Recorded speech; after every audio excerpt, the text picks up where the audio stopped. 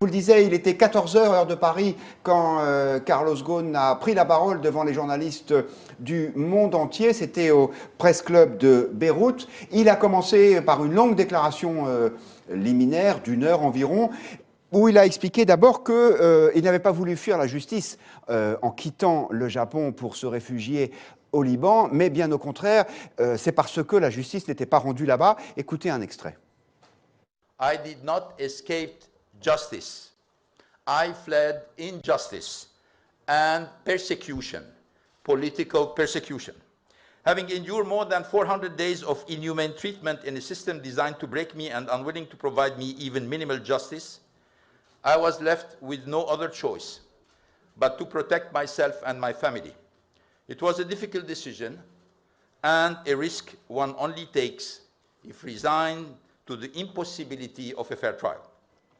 René Frégosi, en écoutant Carlos Ghosn, est-ce que vous avez été convaincu par l'homme? Après, on reviendra sur les accusations précises d'abus de biens sociaux qui ont été portées contre lui. Mais quand il dit « le Japon n'est pas une démocratie judiciaire, je devais m'enfuir », est-ce qu'il vous a convaincu? Moi, il m'a convaincu sur deux thématiques. Donc la première, effectivement, mais enfin, je n'avais pas besoin d'être convaincu. D'après tout ce qu'on a entendu sur la justice japonaise, en effet, elle ne répond pas à nos critères, en tous les cas, et de respect des droits de l'homme et des droits civils. Mais nous y reviendrons, donc si j'ai bien compris. Il m'a aussi convaincu d'une chose, mais dont j'étais déjà convaincu en fait, c'est de la façon extravagante qu'ont de vivre les grands capitalistes aujourd'hui. Mais ce n'est pas nouveau et ce n'est pas propre à Carlos Ghosn. Alors effectivement, il s'est notamment expliqué sur les fêtes organisées à Versailles, à la fois pour lui-même et pour son entreprise. Laurent Alexandre, une première réaction à cette conférence de presse? Déjà, je suis content de voir quelqu'un qui a un plus mauvais accent anglais que moi.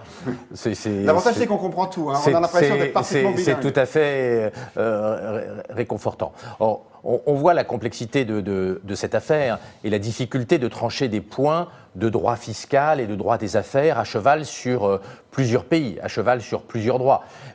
Il est impossible, d'après les éléments dont on a à disposition aujourd'hui et après les déclarations de Ghosn, de savoir s'il a raison ou il a tort.